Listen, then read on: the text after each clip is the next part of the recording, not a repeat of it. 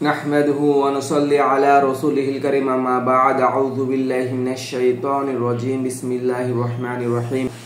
ইনশাআল্লাহ আজকে আমরা ফাজাইলে আমল অধ্যায় ফাজাইলে নামাজ থেকে পড়ব।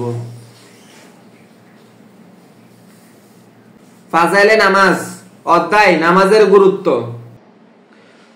হাদিস নং 1, হযরত আব্দুল্লাহ ইবনে ওমর রাদিয়াল্লাহু আনহু হইতে বর্ণিত আছে যে নবী করিম সাল্লাল্লাহু আলাইহি ওয়াসাল্লাম ফরমায়াছেন, ইসলাম ধর্ম 5টি খুঁটির উপর প্রতিষ্ঠিত। 1 নং, এই কথার সাক্ষ্যদান করা যে এক আল্লাহ ব্যতীত আর কোনো মাবুদ নাই এবং হযরত মুহাম্মদ সাল্লাল্লাহু আলাইহি ওয়াসাল্লাম তাহার বান্দা ও রাসূল। 2, নামাজ কায়েম করা। 3, যাকাত আদায় করা। 4, হজ করা এবং 5, রমজান মাসের রোজা রাখা। বুখারী ও মুসলিম। ফায়দা, উল্লেখিত 5টি বিষয়ই ঈমানের মূল ভিত্তি। হুজুরে আকরাম সাল্লাল্লাহু আলাইহি ওয়াসাল্লাম এই হাদিসে পাকে ইসলামকে 5 স্তম্ভ বিশিষ্ট তাঁবুর সহিত তুলনা করিয়াছেন। কালিমায়ে শাহাদাত তাঁবুর মধ্যবর্তী খুঁটি স্বরূপ। 4টি রোকন অর্থাৎ নামাজ, রোজা, হজ ও যাকাত তাঁবুর 4 কোণের 4টি খুঁটি স্বরূপ।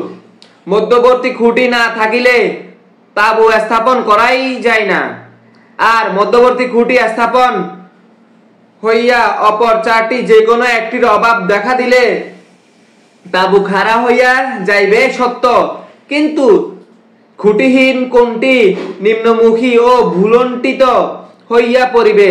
নবী করিম সাল্লাল্লাহু আলাইহি ওয়াসাল্লাম এর এই পবিত্র বাণী শ্রবণ করার পর আমাদের ভাবিয়া দেখা উচিত যে আমরা ইসলামের এই তাঁবুকে কতটুকু কায়েম রাখিয়াছি এবং কোন স্তম্ভটিকে আমরা যথাযথভাবে সামলাইয়া রাখিয়াছি। ইসলামের এই গুরুত্বপূর্ণ 5টি রোকনের মধ্যে সব কয়টি মুসলমানের অবশ্য কর্তব্য, তবে ঈমানের পর সবচাইতে গুরুত্বপূর্ণ বিষয় হলো নামাজ। হযরত আব্দুল্লাহ বিন মাসউদ রাদিয়াল্লাহু আনহু বলেন যে আমি হুজুর পাক সাল্লাল্লাহু আলাইহি ওয়াসাল্লামকে জিজ্ঞাসা করিলাম, কোন আমল আল্লাহ তাআলার নিকট অধিকতর প্রিয়?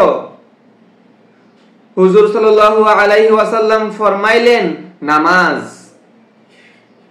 আমি আবার জিজ্ঞাসা করিলাম, তারপর কোন আমল বেশি প্রিয়? এরশাদ ফরমাইলেন, মাতা পিতার সহিত সৎ ব্যবহার।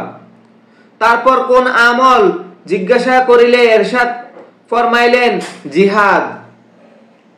মোল্লা আলী কারি রহমতুল্লাহি আলাইহি বলিয়াছেন, আলেমগণের মধ্যে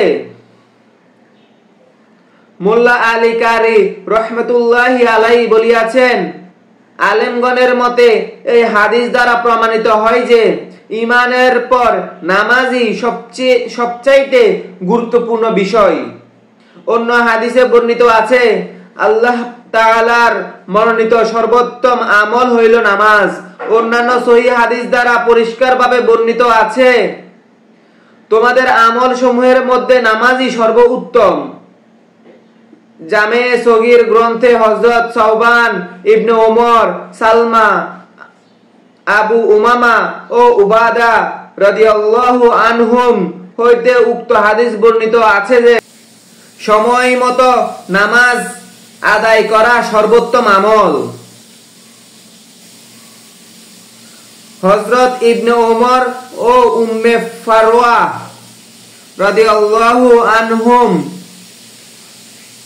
হইতে আউয়াল ওয়াক্তের নামাজ পড়াকে আফজল আমল বলিয়া উল্লেখ করা হইয়াছে।